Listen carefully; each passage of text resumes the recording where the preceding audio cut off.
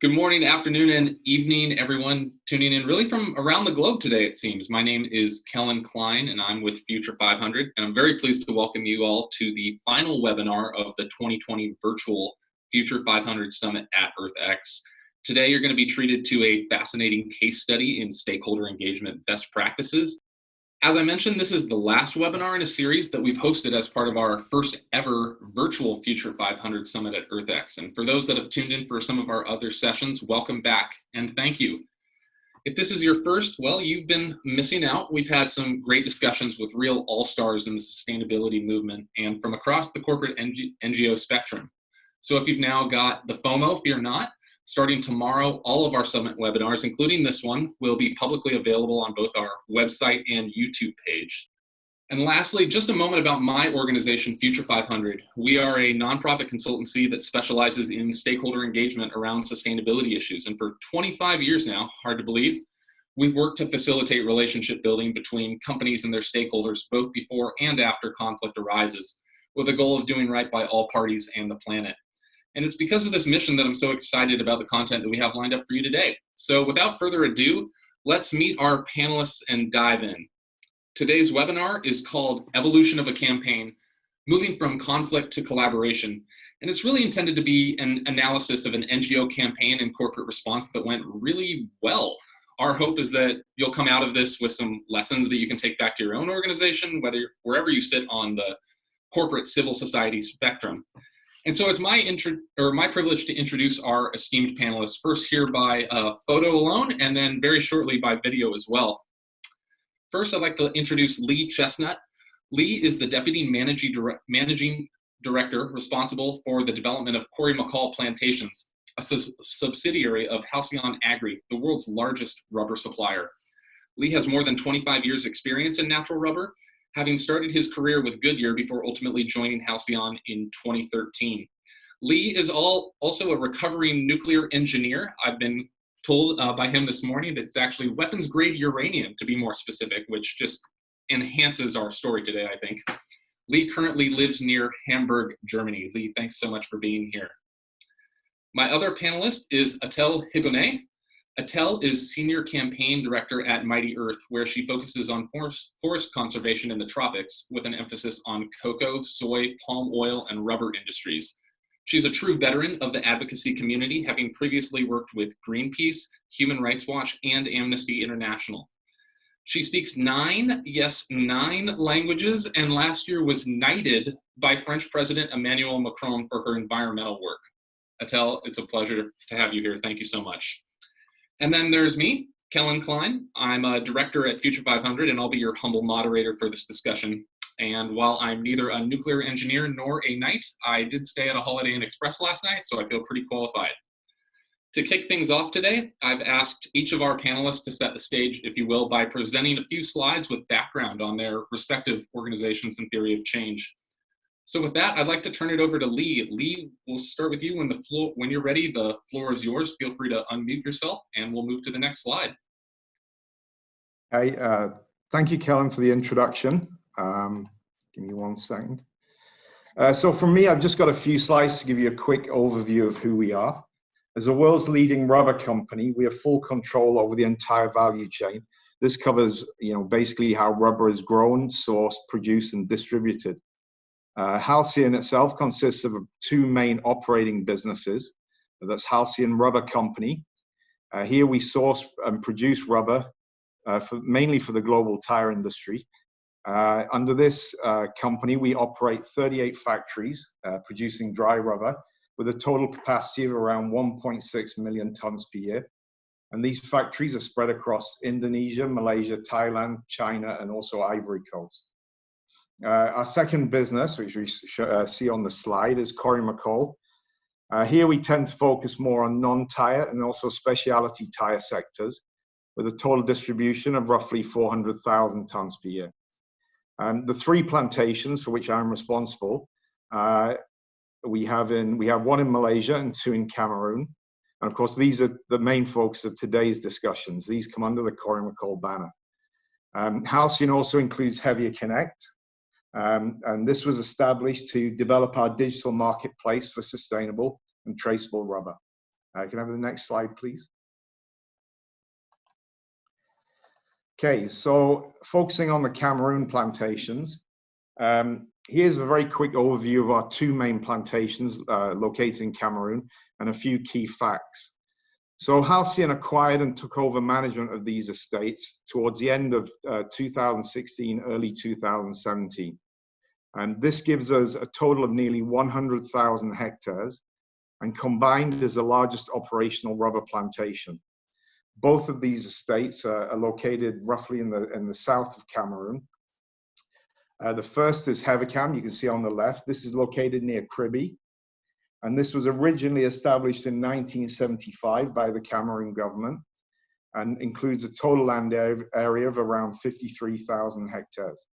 41% of this land is planted. The rest is either infrastructure or unplanted.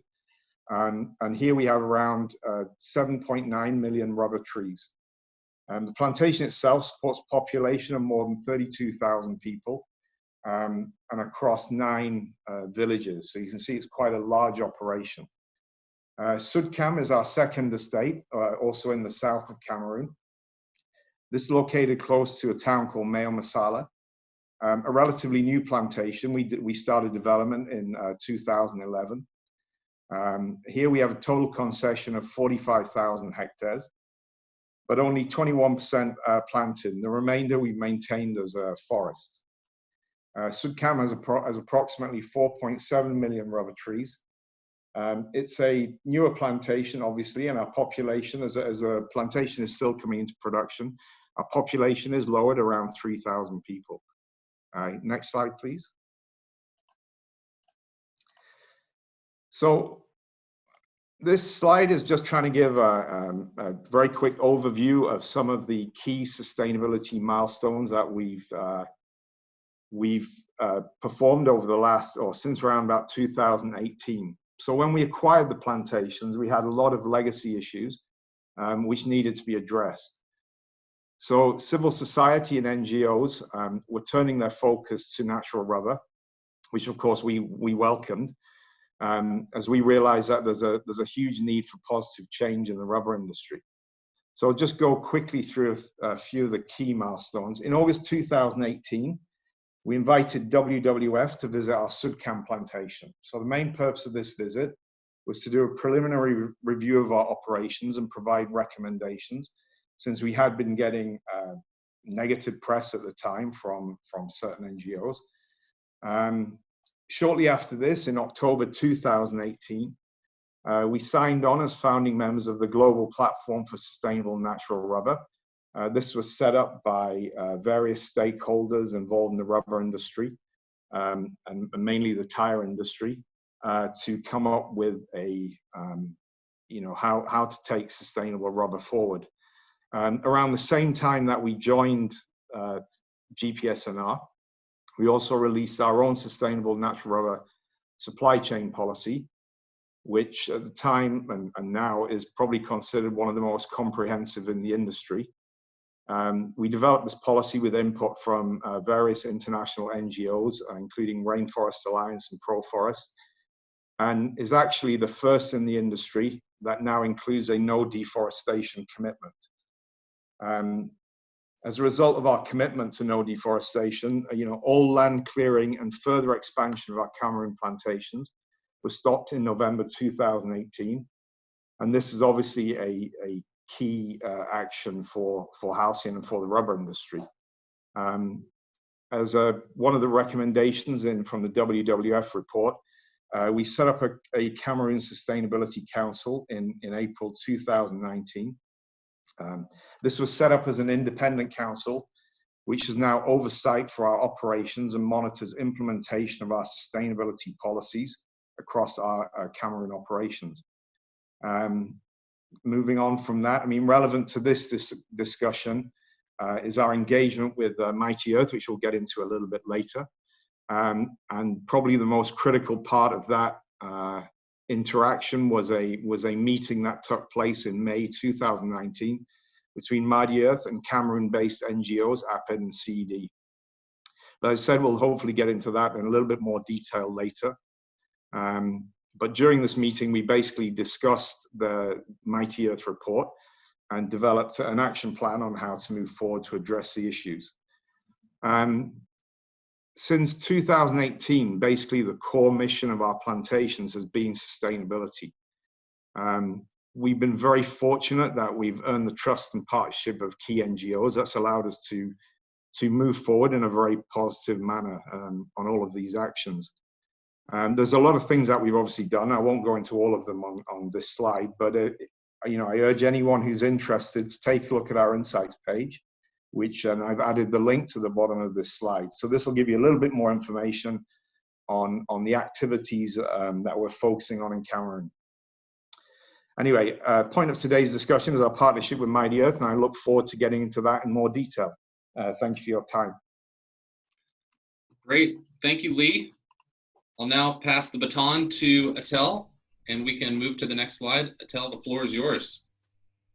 Thank you so much for having Mighty Earth here. It's really great to be able to be on this conference with you and with Halcyon, so really very grateful for this chance. Yeah, I'll just dive right in and talk a little bit about Mighty Earth, our theory of change, why we work on rubber, why we started a campaign on Halcyon before we start our chat about what that was like and how it evolved and turned into something really, I think, that's a little bit of a model, I could say. So Mighty Earth is a global environmental campaign organization, and our biggest focus is on trying to de-link deforestation from commodity agriculture. We work a lot on protecting tropical forests, oceans, and the climate. Something many people don't know is that 1/3 of climate change, more or less, comes from the global agricultural and food system. And so a lot of that is because of deforestation. And one major way to reverse climate change and to protect forests is to end the deforestation that's been a hallmark of a lot of commodity agriculture. That's true for palm oil, most notoriously probably. It's also true for beef and soy, and it is true for rubber, for the rubber industry. So what we do is we try to investigate, document, and campaign on the worst deforestation by the biggest and most powerful companies in these commodity agriculture spaces. And not only to eliminate deforestation, but also human rights violations. Typically, human rights and deforestation are kind of the two sides of a coin. And by and large, we've been pretty successful in getting a number of multi-billion-dollar shifts of companies and industries in palm oil, in cocoa, and beyond. So let's talk about rubber. You know, when Mighty Earth started working on rubber, very few people were working on rubber. You know, palm oil has many, many NGOs working on it, and academics and other activists. And we thought, even though rubber is not one of the top 4 drivers of deforestation in the world, you know, the top 4 drivers, the titans are beef, soy, palm oil, pulp, and paper. You could say rubber is a second-tier driver. It's still globally significant, and we really wanted to try and document the impact of the rubber industry on environment and human rights, and mostly it's grown in Southeast Asia and Africa, West and Central Africa. So next slide, please. That brings us to how we ended up not just working on agriculture, not just working on rubber, but this case study, Halcyon. So really, it's important for people who don't know this. You know, you talked about Smurfit being a company you've never heard of.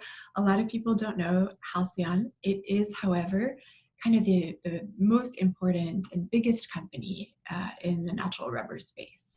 So as Halcyon goes, our theory was so the rubber industry goes. And we decided to take a look at Cameroon because Halcyon had recently moved into that space. So as Lee pointed out, Halcyon entered in 2017. And what's important and interesting about Cameroon is that when you combine the Sudcam and Ivicam plantations there, together they make up basically the biggest rubber plantation in the world, or one of the biggest rubber plantations in the world. So it's really a model for the global rubber industry, and it's also extremely important for Cameroon. In Cameroon, Halcyon is one of the top employers. So we thought if it was possible to make sure that Halcyon was doing things right in Cameroon, it would be globally significant, and it would shape maybe how Cameroon deals with all of its commodities, because Cameroon also has problems with deforestation with palm oil and cocoa and other things. So there's a lot of legacy issues. The problems started not in 2017, but back in the 70s. And we looked at a host of extremely serious problems that have their roots into the 70s, the 80s, the 90s, and even just a decade ago. Land grabbing, including from indigenous people who are forest-dependent communities. It's not right to use the word pygmy. That's often something that people used to say in more racist times. The correct name is Baka and Bakiali people living in forests in Cameroon. So a lot of land grabbing, forest destruction, and wildlife loss. And for forest destruction and wildlife loss, of course, it also has an impact on people who live in forest-dependent communities, especially indigenous culture. So really, in many ways, the destruction of indigenous culture that was tied to this forest life. But also pollution of water was another major issue that came up. We did both satellite mapping, but also bumped around in the field and investigated on foot and motorcycles and little rowboats all over the place, and found over and over people talking about water issues that went back a long time. So their fish are lost, or rashes on their skin, or people getting sick when they drink the water. And, forest destruction, wildlife loss, for a lot of people, it's actually kind of losing their pharmacy and their supermarket and their Bed Bath & Beyond and their Home Depot, because their lives are so tied to forests and fishing and hunting, etc., traditional hunting, that forest loss led to a lot of poverty. But then also there was, from a long time ago, for several decades, questions of the workforce not being paid a living income, and discrimination against indigenous people when they wanted to apply for jobs. By and large, also, from the 70s, 80s, 90s, all the way up through to quite recently, a lot of promises were made to communities, and then those promises were not kept. So there's a tremendous amount of mistrust and anger, and we can go to the next slide. All those issues were issues that we documented in our report, looking at satellite maps and our fieldwork. And then how do we try to find solutions? We met with a lot of different stakeholders, indigenous people, their leaders and communities, non-indigenous communities that had been affected, talking with folks in the company, like Lee, writing everything up, and then going back to communities again to present our findings and see if they had questions or comments. We organized a meeting with a platform of 50 local NGOs for them to also be able to give us feedback. And we worked in very close contact, constant contact, I should say, with our partner NGO, APED, APED. APED is a great local NGO, and they really were our partner in crime this whole time for the investigation, the writing, everything. We really couldn't have done it without them, and they are very rooted in the community around Higonnet for many decades. They know a lot of people there, have built a lot of trust. And those extensive consultations, I think, helped us really wrap our mind around what solutions local people and local CSOs wanted. Then we negotiated with Halcyon. We had a number of smaller meetings leading up to a bigger meeting. There was a formal negotiation with our partner NGO, APED, and this NGO called CED, run by Samuel Ngifo. He's a Goldman Award winner. Goldman is a little bit like the Nobel Prize, you could say, for the environment. And that negotiation went so well that in the end, we were able to agree on pretty much everything that we had tried to address and map out a way forward on every issue, from water to forest to communities. We published that accord, and then since then, we've been kind of working our way through all the elements of the accord, and a lot of what Lee showed in his last slide is, I think, reflected in how we've been just sort of slogging through and methodically getting through one element after another in what's been, by and large, a really positive process. So it's a kind of happy ending, I guess you could say, to a story that began very sadly in the 70s, but that I think we're really turning the page to a new page. So now let's talk about that. Wonderful. Etelle, thank you so much. And thanks to you both for this excellent context and setting the stage for this discussion. And with that, we're going to shut down the slides and switch to our cameras. Etelle, you beat me to the punch. Here I am as well. And there's Lee. Welcome, y'all. Lee, glad you got the mustache memo. And my dad at home who's watching this and maybe seeing this for the first time. This is, hope this goes well. All right, guys, thanks for being here. Let's dive right into the questions, and like an excellent moderator should, I'm going to pivot immediately away from the first question and try to address some of what was already highlighted. Let's start with you, Etelle. You talked about the process leading up to targeting Halcyon Agri, but Lee also showed in that timeline that they had already been doing some engagement with NGOs before even meeting with Mighty, before your report came out. So it seems like it was clear that they were beginning to progress on this good path. So what to you and to Mighty made them a compelling target, even though they'd already made what you might argue were some acts of good faith, if you will? Well, a couple of things just to come back to, how large and important and influential Halcyon is. It really felt like a cornerstone of trying to change the rubber industry would be getting Halcyon to become a leader in a lot of different sustainability elements. But then also, we'd had meetings with Halcyon before that big meeting that popped up on Lee's slide. And that meeting gave us a lot of hope, actually, that we would be able to talk with them, dialogue with them, work with them, openly explain everything that we'd found, walk through why it was so important, and together figure out ways to map out a sort of time-bound implementation plan for all the solutions.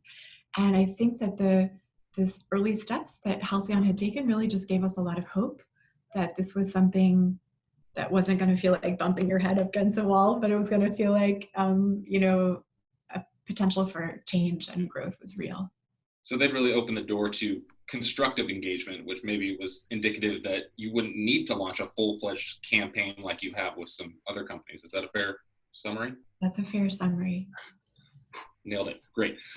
Lee, switching to you, before this engagement with Mighty started, you indicated that you'd had a little bit of experience with NGOs. What had your experience been with maybe more of the campaign-oriented NGOs such as Mighty? Had you had that before? And what was your company's appetite for broader stakeholder engagement with the NGO space writ large? We had obviously certain campaigning NGOs, had tried to engage, well, not engage with us, but we've had negative press. I mean, let's be honest here, and we had tried to see how to engage with these NGOs, but up until Mighty Earth, we hadn't been that successful in getting to the table with them. And I think what really happened is, we started getting involved in GPSNR earlier in 2018 when the platform was kind of being developed. And at that point, we started understanding multi-stakeholder platforms. And then we realized that there's really two ways, you look at NGO involvement in the industry, and it's that's be fearful and worried about change that they may bring, or, and this is the one that we wanted to take, was welcome their expertise.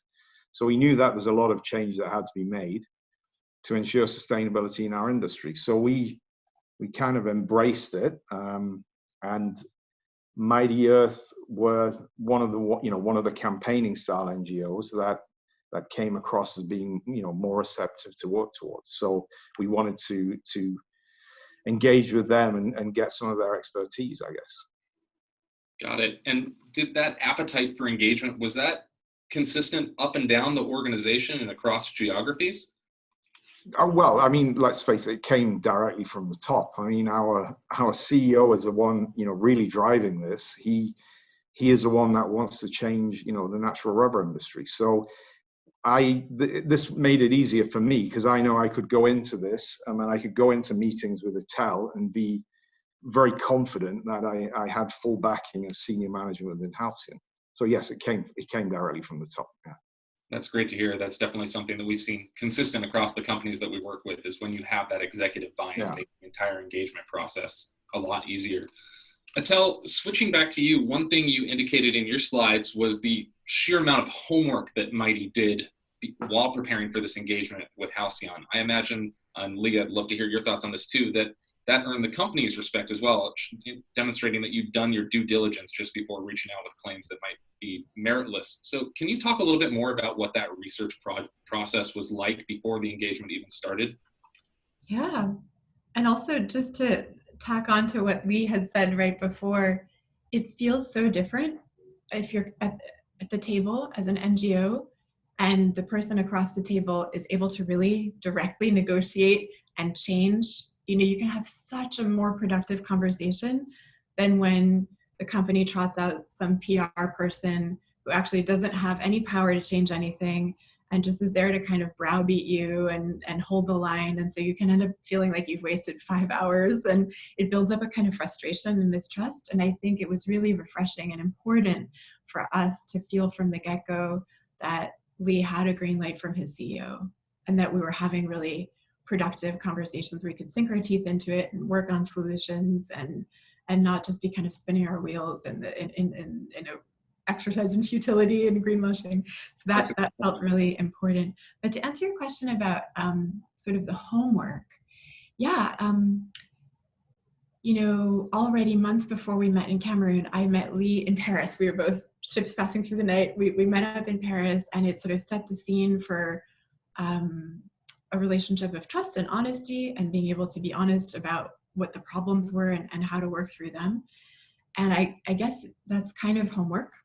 That's as important as anything else, is building up trust that you will always be upfront. And just emotionally, I think that's vital. And then in terms of the substance, not the style, but the substance, you know, we did a lot of satellite mapping and went back over and over and over the satellite mapping.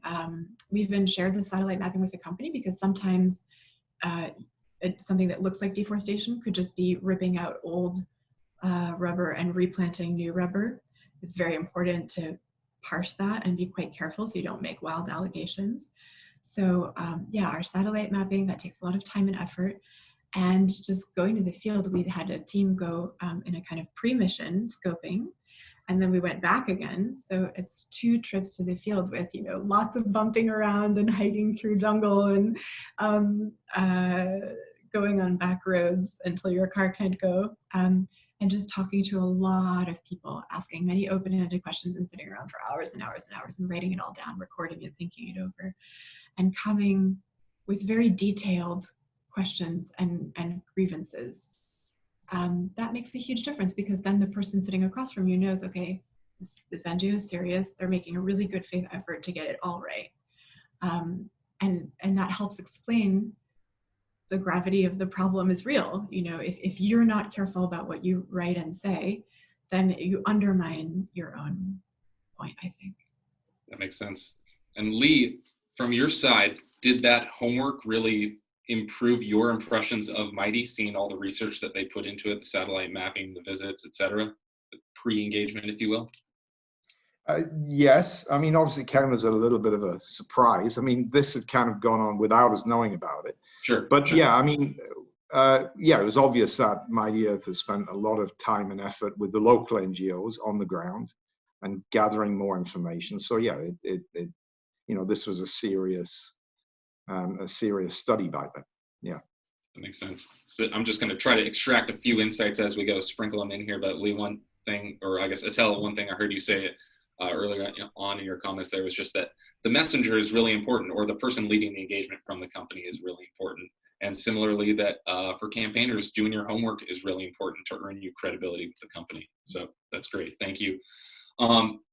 Lee, I want to go back to you again. When Etelle and the Mighty team reached out and this engagement started, both with the meeting in Paris, maybe in our prep call, you mentioned your impressions going into that, which I'd just love to have you share again because it was entertaining. And then just more broadly, as you started getting into this, did the company really know what it was getting itself into, engaging with, you know, big, bad, Mighty Earth, one of the most, you know, iconic and influential campaigners? What was that like? Or did you feel like maybe you were a little naive and that might have helped you? Naive, yeah.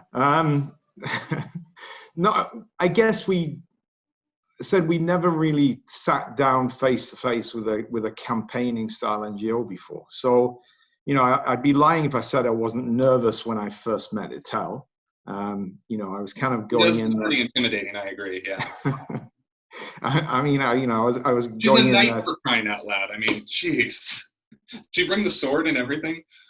Yeah. Sorry, carry on. So it was a little bit. I was unsure of what I was going into. As I said, I had full backing from my management and my team, so I knew I was okay there. But you know, you weren't. To be very honest, you know, these guys are a campaigning style NGO. They have been known to attack companies, you know, publicly. So of course we're going in there thinking, well, you know, is anything I say going to be taken out of context? So that first meeting we had was critical, probably. And she turned out to be very nice, as you can see. So that helped. But So yes, it was difficult initially. But that soon, I mean, we soon got over that. I think it's often kind of an emotional experience to you know, do this dance and get to know each other, and everybody goes in with a lot of fear, you know. I know I always feel worried that I'm going to let down local communities that I talk to, and I feel like I'm not going to do a good enough job and disappoint local NGOs that, you know, were like our sister NGOs in this, you know, whatever we're doing on palm oil or cocoa or rubber. So there's this huge fear of disappointing, you know, people and not being able to change the world fast enough to face, you know, climate chaos and the insect apocalypse. And also, yeah, it's scary to interface with someone that you don't know if you can really trust, but that's so important to build that up. It's good to acknowledge that there's some uncertainty and fear on both sides going into these sides of or type of engagement as well. I think you know, admitting that vulnerability can make both sides feel a lot more human, and humanization is something that we definitely preach to all parties when talking about stakeholder engagement. So it's great to hear that you both were such a, you know, humble people going into these engagements, and there was such a receptive audience as well. So I want to get a little bit more into the weeds on the dialogue itself. Obviously, this engagement took some time. You mentioned this like penultimate meeting, or this major meeting in Cameroon, I believe it was, but I would love to hear you both comment just a little bit more on the granularity of the dialogue. What was that process like, and what were your perceptions of one another and your organizations throughout that process? Whoever wants to start, please. Yeah, okay, I'll start. I mean, so initially the process was really from our side, Mighty Earth presenting the information that they come up with during their study. So this was in the form of a very detailed and extensive report. So that was the initial part. I think the main meeting came, as I mentioned, back in May. So we all met in Cameroon. There's myself, Etelle, and then representatives from APED and CD. And at that point, that's when we went through each individual item in detail, and then discussed, okay, how do we take this forward? So that meeting was actually 12 hours over 2 days. So it was quite a mammoth event. But during that, we actually, you know, fleshed out a lot of what is the action plan here? What steps do we need to take in order to address each point that Etelle raised? And also at the same time, there were points in that report that we don't necessarily agree with, that we don't feel, you know, were correct, and those we discussed, and you know, some of those Etelle accepted and I guess removed from the final report. But that was probably the key step, and then from there we've been developing the action plan as we go on along and implementing the actions and working together on that. Great. Yeah. Just to, you know, trampoline off of that, it was indeed this mammoth 2-day meeting with Lee and APED and CED. And also the day before we started our meeting, Greenpeace had kindly offered to host in their office in Cameroon Indigenous leaders, Baka and Bakyali leaders. And so we walked through the draft report with them and tried to get all their feedback. it's so easy for a Westerner to get it wrong and to not be able to hear and really properly integrate what Indigenous people are asking and are feeling, is their greatest concern. So that is something that was really helpful and eye-opening, and that I tried to kind of feed in. And Eped and I were in that meeting with them. We tried to feed in what they said into what we were talking about with Lee and his colleague. And then even the day before that, we'd had a meeting with a platform of local NGOs that are kind of like all the Cameroonian NGOs that work on forests.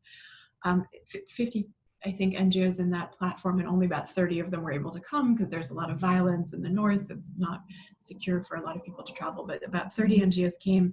And also we worked through the whole report with them and just section by section got all their feedback.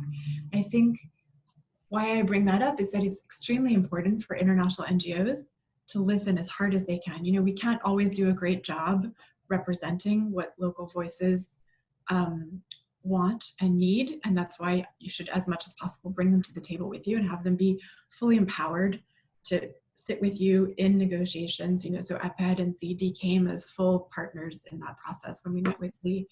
But there's some groups that just can't do that for, they don't have the money, they don't have the time, they don't have the manpower.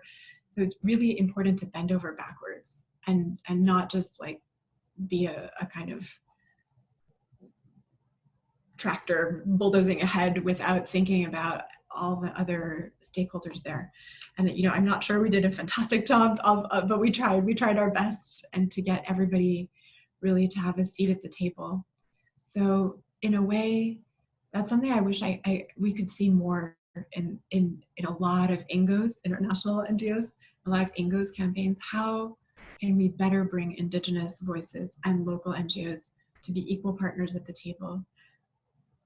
That's great. Striving really for more inclusivity on a lot of different geographic and organizational scales sounds critical. And I just kudos to you both for the amount of time and energy that went into this entire process. I think that's one thing that really stands out to me as well. Is this took a lot of time and a lot of meetings and a lot of back and forth dialogue. And it's a testament to both Halcyon and Mighty that y'all were able to dedicate this amount of time to having this process and making sure that it came to such a positive outcome. I know we've got a lot of questions coming in.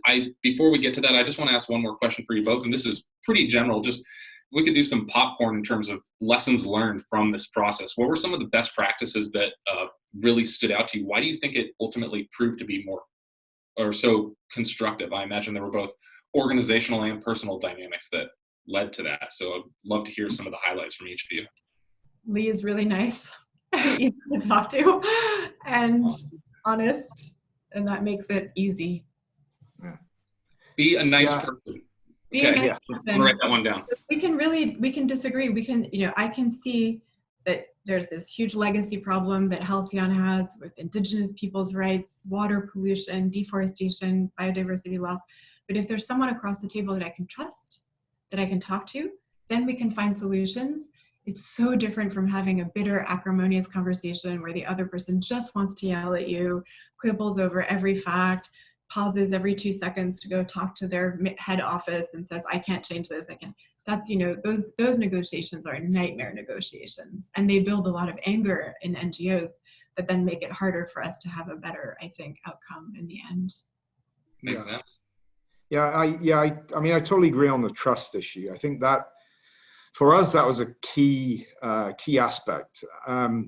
Knowing also that I could talk to Etelle, and there's issues maybe that we need to talk about that are a little bit contentious, that might need to be a little bit off the record, and knowing that you could do that without that being used against you at a later date or whatever is very important. So it's not just Mighty Earth there with a big stick. It is very much a partnership. And I think that is a key thing. And as Etelle said, the fact that I know I've got the support of management, that I can go into these discussions and pretty much agree to certain things within reason, then that certainly helps the process. So trust is a really large part of it. That's great. Openness, honesty, trust, kindness. These seem like general best practices just for humanity at large, but good to know that they apply for engagement between companies and NGOs as well. And I think also we understood that, you know, Mighty Earth are not the enemy. We're also trying to do a lot to change the rubber industry and to implement best practices for sustainability. And we're very active in that area. And that Mighty Earth are a good partner in this. You know, they're not on the other side of the table necessarily. We're all in the same team here. Yep. And I could just say one more thing about this issue of trust and honesty, which is that it's not only about having a relationship where you can be honest about what you think and the other person can be honest about what they think and dialogue together between a company and an NGO that's campaigning. It's also about the company itself being willing to be more traceable and more transparent. Where's their supply chain? You know, who's on the board? So one of the most important things that we ask for is actually something Halcyon has started to do, which is to become a more traceable and transparent company. And there's an organization called the Zoological Society of London, ZSL, that does this, ranks and grades a lot of palm oil companies for a long time on traceability and transparency, and they've just started on rubber. And really what the whole agribusiness world needs is a traceability transparency revolution in palm, in soy, in beef, in rubber, in cocoa. And one of the things that came out of our conversations and negotiations and in the accord was that Halcyon would start publishing a lot more stuff. And so actually they ranked #2 in ZSL's recent score. And there's of course a lot of room for improvement, and we're still talking about that.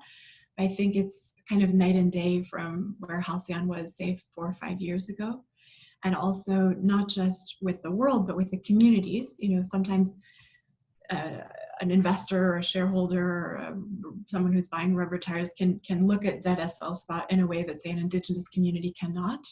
And so one of the things that we've been working on with Halcyon is to have a grievance process in Cameroon with the communities that happens in local languages. And it's sort of ongoing now, and Lee can talk about that more, where everyone gets to say what they're unhappy about, and it gets all organized and categorized with a time-bound implementation plan to how do you deal with people whose land was taken away or whose water, et cetera. So, Lee, anything you want to add on that before we start segueing into some audience Q&A? No, I was saying the grievance process, I think, is a major action that we've done since the Mighty Earth report. So this has been something that's been ongoing now for the last 4 or 5 months. So we're working with local NGOs to go and, you know, sit with every single community around the plantation. And there's about 30 plus communities, including local indigenous communities. So come up with really, okay, a social action plan, or, you know, address or try and really document what their grievances are, and then how we address those. And we've made those public. We made grievances public online on our website now. And then the lessons learned from that process, we've also taken and are now implementing in our other plantation in Sudcam, also in Cameroon.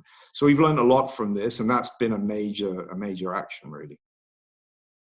and that kind of is a way of dealing with this long legacy of many decades of mistrust with the local communities who've built up a lot of anger and sadness, and, you know, in many cases their lives have been ruined, and you know, people suffering really severe health and other harms. And I think, you know, having an open, transparent grievance process where the company works with a local NGO like APED or EpiFed in Hevecam or Sudcam, it's a way to rebuild that trust and build out these bridges and help the community, yeah, just like engage and start to get the solutions that we need, you know.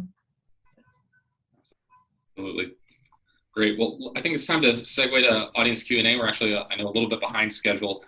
Lee and Etelle, I want to be mindful of your time as well, but perhaps if you're open to it, we can go a few minutes over the hour. Lee, I know it's getting late for you, so, you know, crack a beer, pour a glass of wine if need be, but if you're cool with that, we can keep going there. Good. Glad to hear it. I should mention, Etelle is recovering from a terrifying case of COVID-19, and that actually left her in the hospital. So Etelle, I just want to acknowledge that and thank you again for being here. And just the fact that you're here at all is remarkable, and we're very glad that you seem to be on the mend. So thank you again. I feel like it's all connected in a way because, deforestation and wildlife trafficking is kind of how we got COVID in the first place. And so if the whole world could really limit and end the planetary destruction path that we're on, I think we would be able to pandemic-proof our planet. And so maybe that's all full circle. There's a cruel irony there for sure. And I saw your article in Manga Bay, and maybe we can post that for folks. It really connected the dots there in a way that was very enlightening. Anyway, on to Q&A, because I know we could just chat all day with ignoring these. We've had a lot of great questions coming in. I'm going to try to focus on those that tend to be a little bit more higher level questions for you both. I do want to acknowledge that there's a lot of folks, I think, tuning in from around the world that might have more granular specific questions about specific operations of Halcyon or other things related to this engagement process. And just to our folks listening, we are cataloging all those, and we'll be sharing them for the potential for follow-up by both Etelle and Lee. So thank you for submitting those. We see those here. The first question I want to get to is from Carol Greenwood. What, if any, disruptions to your supply chain did the change or process in these two plantations create initially as you were driving to more sustainable practices in the field? So as you were pivoting to sustainability, how did it impact your supply and your supply chain? Lee, it sounds like that one's for you. No major disruption. I mean, this is a kind of a long-term exercise, so we're going through and implementing things and making improvements as we go along. So we didn't, you don't stop the process and then overnight change everything and restart again. So no major issue with the supply chain here. Gotcha. And Etelle, is that something that you've seen at other? Sorry, yeah, apart from, let me add, apart from we did stop deforesting. So, in 2018, we did have implement our zero deforestation policy for Cameroon. So we stopped further expansion and then, change, okay, how do we change our business model? Etelle, is that something that you've observed, whether at Halcyon or other companies that you've worked with across sectors as well, that transition to more sustainable practices can be something that can be achieved while also maintaining supply? Yeah, I think that there's often a fear that you're going to lose money if you go sustainable, and that's just not true. Typically, the more you move into a sustainable model, the more steady and robust your supply chain becomes. When we have palm oil companies, for example, that have slavery and bonded labor and very poorly treated labor, there's often a lot of wildcat strikes and disruptions. And that's a result of people suffering really unbearable problems and hardships. But it also hurts the company. So actually when you hurt your workers, it does hurt the company. And I think, what we saw with the biggest change with Halcyon is, that 25,000 hectares of forest were saved that are now not going to be cut down and turned into rubber plantations. But I think that, one of the other big changes that we saw is the company was going to move into having smallholders outgrower program. And if your outgrower program is more sustainable, which is kind of what now Halcyon is on the path to do, then in the long run, it helps the company. It's no good for a company to have smallholders who are really on the verge of hunger when something like COVID hits that just plunges them into starvation. And then you have a cascading set of problems. It really helps the company to treat their workers right. And I think we see that a lot of first and second mover companies that go for no deforestation are able to capture a new client base. A lot of folks now want to have deforestation-free palm oil. They don't know about deforestation-free rubber yet. It's not a real thing, but that's going to come sooner or later. The desire for organic food products is up all the time. So I think for a lot of companies, it might seem like they're going to lose money, but in the end, they're increasing their market share. They're making their company more resilient to reputational risks. And they're, by treating their workers, investing in a better supply chain, a more robust supply chain. Paying people a living income is a good business move. Yep. We've definitely seen heard a lot of stories of late, in particular, about sustainability pretty much directly equating to resiliency. So it's good to hear that attested to by both of you. Our next question coming in is from Michael Marks. How has Halcyon's sustainability efforts influenced other rubber suppliers to follow its lead, and how did or can NGOs assist in this? And I think, again, this is probably one that both of you could comment on. So whomever wants to take it, Etelle, I know this is part of Mighty's theory of change, is compelling someone to take the lead and having others embark on that enlightened race to the top, as I've heard it described, I think, by Greenpeace in the past. But Lee, maybe first with you. Yeah, I mean, I guess we're trying to influence the industry by leading the way. We are founding members of GPSNR, as I mentioned earlier. So trying to, I guess, use what we're doing as some kind of case study and show, the rest of the industry that it can be done without deforestation, that you can implement sustainable outgrow programs, and trying to push it that way. That's our main kind of effort. I imagine that provides some cover, might not be the right word, but I'll use it here, that if you're going at it alone in terms of best practices, that has a potential to make you as a company a little bit more vulnerable. Whereas if you can be a part of pulling others along with you, then it provides some insulation while moving everyone along at the same pace. Same goes from a policy perspective, I imagine. Yeah, sure, yeah. Etelle, anything to add in terms of making one company take the lead and then encouraging others to follow suit?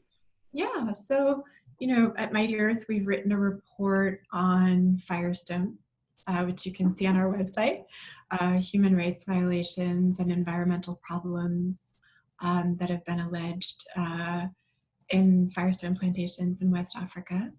We have a couple investigations underway that will turn into reports soon. We have a report on Goodyear that's on our website as well. And, I think just working on one company is never going to be enough.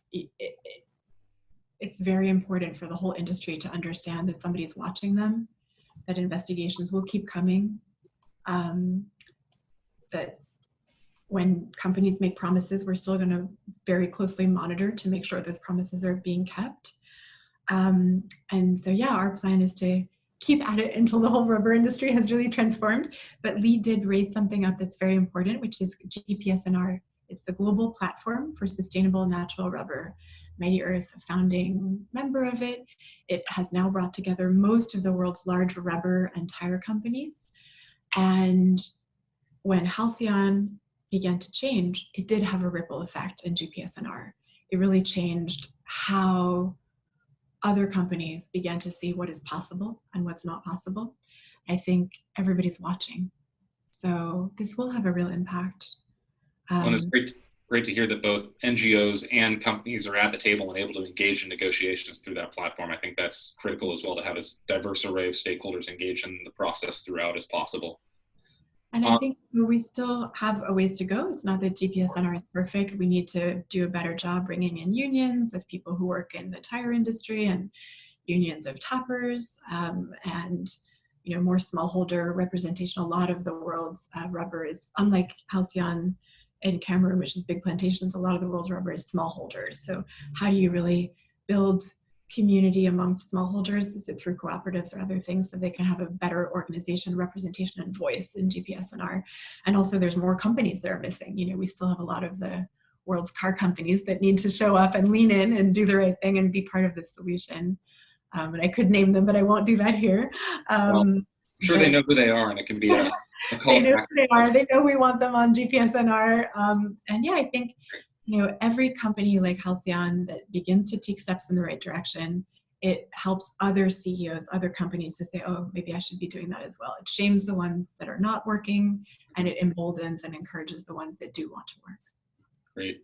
I do want to do a time check. We're at the top of the hour. Are you still both okay running a few minutes over to answer a few more questions? Yeah, there's a couple really great ones in there. This one is anonymous. Coming from the environmental activism side, how do you distinguish between a company or corporation that is greenwashing as opposed to genuinely trying to affect sustainable change?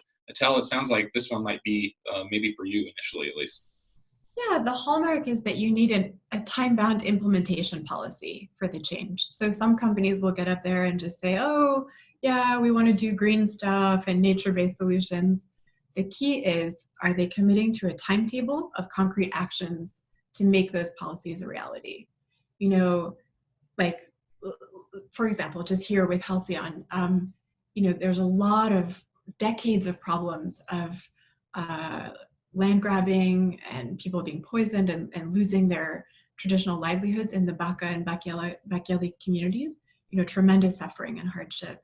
That's not something that can be erased in one day or 1 week or 1 month or probably even in 1 year. There's so much harm there. And a lot of it is a loss of culture. So walking back from that is a long process. And, we have to be very creative and very diligent and really move through as meticulously as possible, a sort of time-bound calendar to achieve as much as we can, even if we know it's not going to necessarily restore things to perfect. It's just not good enough to talk. We have to really get those details. And I think that's something Lee and I work on a lot.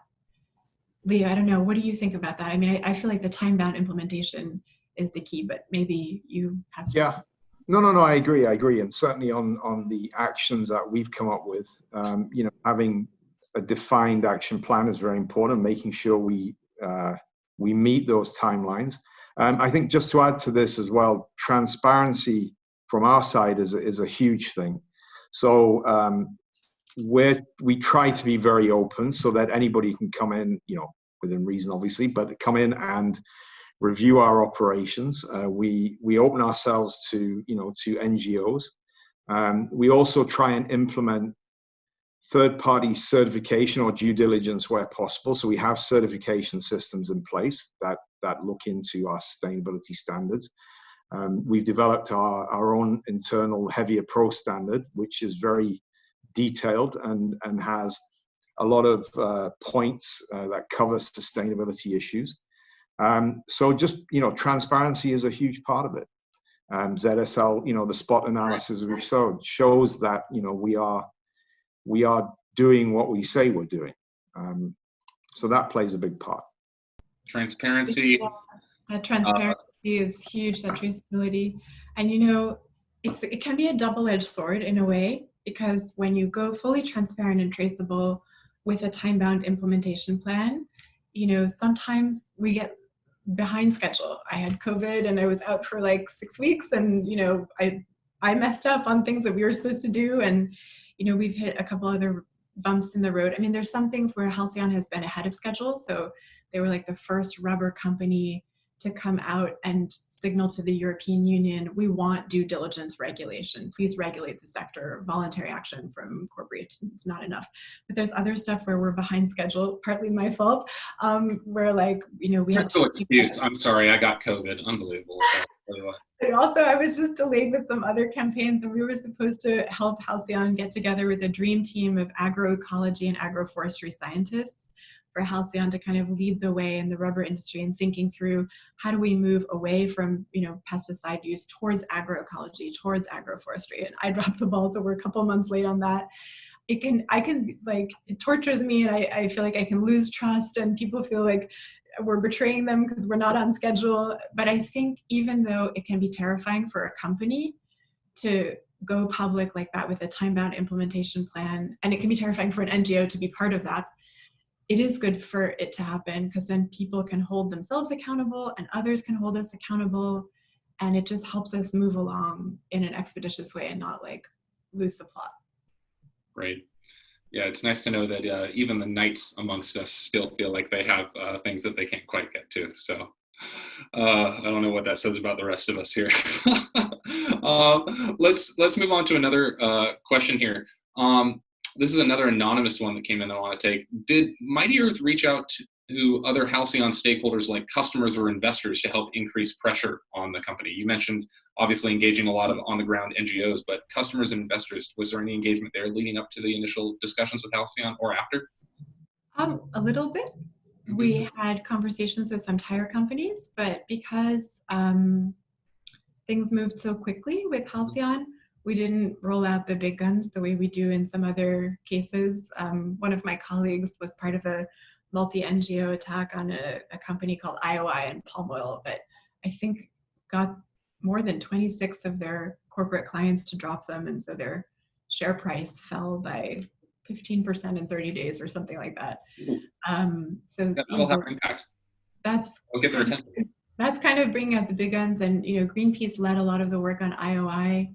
And IOI was a very recalcitrant, obdurate company that had not wanted to move. And so I think that kind of sort of thermonuclear NGO campaigning only happens when, pardon my nuclear pun, Lee. That's why I'm laughing. Like Lee knows what to do. It's good. He's fine.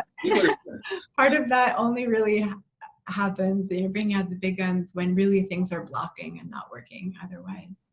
I've heard a fellow campaigner describe it before as, the best campaign is the one that we never have to run because the engagement proves constructive. But I imagine for both of you that having that threat of the hammer, I think, as you described it, Etelle, in some of our prep calls, makes for a little bit more of a compelling engagement on both sides. Lee, is that a fair assessment from your perspective? Yeah, I mean, there is the threat of that stick, but like I said, we've always, Halcyon has always been trying to be leaders in sustainability. So it wasn't a major issue, but yes, we know Etelle's got a stick ready if she needs it, right? I think I see it alongside that shield right behind her there in her apartment, Or maybe it's the knight sword that we talked about earlier. I don't know. I sadly didn't get a rapier or lightsaber, nothing. I know it's very remiss. I keep meaning to stop. A lightsaber would have been appropriate earlier this week if we had this on May the 4th, right? So, well, I'm very mindful of time now that we're going over. I want to take one more question, and then I have a final question I'm going to reserve the right for. But this one comes in from Levi Novi. This is a relatively young partnership. It hasn't been going on all that long. You mentioned some of how it's been formalized going forward, but what do you see as the path ahead for each of you in terms of your engagement with one another and more broadly on these sustainability and forestry challenges? I said there's been a lot. It might have been a short period of time, but there's been a lot of work done in the background. Mm-hmm. So there's a lot of time, effort, money gone into implementing the actions that we developed. So it isn't just greenwashing, and it isn't just talking about it. So that is obviously going to continue. And we put in place a 5-year social action plan to address a lot of these problems, and not just the grievances, but also how we improve our relationships with communities. So that will keep progressing. In addition to that, we also do not just this report that Mighty Earth did, but we do have a very good relationship with Mighty Earth on other projects as well. So we're working together on other, not plantation specific, but general sustainability issues that are outside of this the original report. And we work very well with them. I believe. Hopefully, Etelle will agree to that. But we do have a good relationship. So, Kellen, maybe I can break an answer to your question into 2 different parts. Young relationship with the rubber industry and young relationship with Halcyon. Mm-hmm. With the rubber industry, Mighty Earth is in this platform, GPSNR. And I think it's fair to say that in some ways we're a little bit like the police or the law and order folks, investigating problems and trying to raise them up and trying to push GPSNR to be its best self, try to force all the companies in that industry platform to continuously be more traceable, be more transparent, go to no deforestation, figure out how to do joint monitoring of deforestation and other problems, get them on a path towards agroecology. There's a lot of glyphosate and other chemicals that are used in rubber, as with many industries, and that's part of how we ended up with the insect apocalypse that we're in now. Like 80% of the bugs are gone in a lot of places. So yeah, kind of, maybe police is too strong a word, but I don't know, something like that, something like the police of GPSNR. And then with Halcyon, I think it's a real dialogue where we're constantly trying to raise up problems that we see, work them through, find a solution, make a plan, get a calendar in. Some things go faster, some things go slower, adjust, keep moving, and I feel like because Halcyon is willing and able to make these changes, it's not like being the police, it's like being in the dialogue. But I guess you could say a watchful dialogue, where we want to help Halcyon be their best self. We really want to be a constructive force, but also it's our responsibility to always, keep our eye on the ball, make sure the accord is moving along, and then flag up chances for Halcyon to lead the whole industry, even in ways that weren't in the accord. So like this thing of having Halcyon lead the rubber industry to ask the EU to regulate, because we all know that voluntary corporate change is good, but it's not enough. There was a question in there that I saw about law and policy.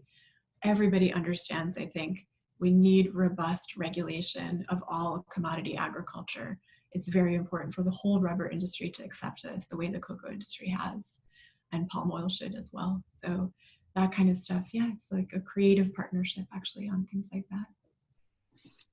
Well, I'm sure we could keep going all day on this. I'm going to give each of you one more hot seat question here, and then I think we'll begin wrapping up. I appreciate all those that have stuck with us for well over an hour now.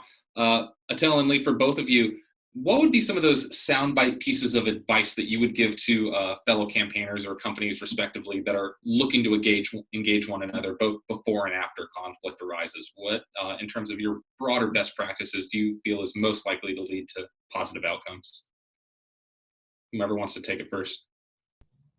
I can jump in. I think assuming that all these NGOs that we're talking to are already doing the hard work of a lot of field investigations and satellite mapping and getting the data and getting it right, that's probably the most important thing. And then the next step, assuming that that's done, that's really vital, I think, is to talk, just to show up. You'll never get somebody to understand you if you don't tell them what you want and need. And so with some companies, it's just showing up and starting a dialogue. And with some companies like Cargill that don't want to really talk and listen so much, you just have to keep battering away and try every avenue. But I think talking is so important. Dialogue. Great. Lee, for you? Yeah, exactly the same. Talking and open dialogue, honest and open dialogue. And with that trust issue, I think that's the way to do it. You need to be able to sit down at the table and discuss the points. It's no good just doing it over, being confrontational. When in our prep call, I made the analogy between stakeholder engagement between corporate companies and campaigners and couples therapy. So I think, guys, maybe we can open up our own practice after this. I think we've all sort of learned the key lessons, and we can start marketing ourselves there as well. That's great advice, though. Andrea, if I can ask you, that's my colleague, to throw up the slides just at the end here. Etelle and Lee, this has been a wonderful conversation. I'd like to thank you both. And on behalf of the Future 500 team, I'd like to thank all of the panelists that have joined us over the past month. We've had a great run, and we, I think, are going to be continuing some additional webinars in some way, shape, or form in the months to come. So please keep an eye on our website and social media channels for those coming soon. Also want to give a tip of the cap again to our partner, EarthX. Thanks so much for your support throughout this process and turning virtual. Obviously want to acknowledge the Future 500 team. We're a pretty small outfit, only about 10 people, and it's taken all of us to successfully pull off these webinars over the past month. And whether it's Andrea, our Zoom czar, or Ellen, our new video editor, or anyone else that's been behind the scenes working, thanks so much to all of you. And lastly, to you, and by you I mean the attendees. Without y'all, we would just be talking to a blank screen, which would be kind of weird in the our basements or the corners of our homes or whatever. So thank you all for tuning in. Etelle and Lee, back to you just one more time. This has been excellent, and want to thank you both for your time and energy. Lee, I know it's getting late for you. Etelle, it's into the afternoon for you as well, but 5 o'clock somewhere for all of us, I think. So I think we should all go toast offline to this. With that, I think we're going to call it 10:16 here on the West Coast. Thank you all, everyone. As we've come to say here, stay safe, sane, and sanitized. Etelle, that advice is moot for you at this point, but well, actually, it's still relevant, but maybe in a different way. And a reminder that we are all in this together. Thanks so much, everyone. Take care. Etelle and Lee, you are dismissed. Thank you again. Thank you. Cheers, y'all.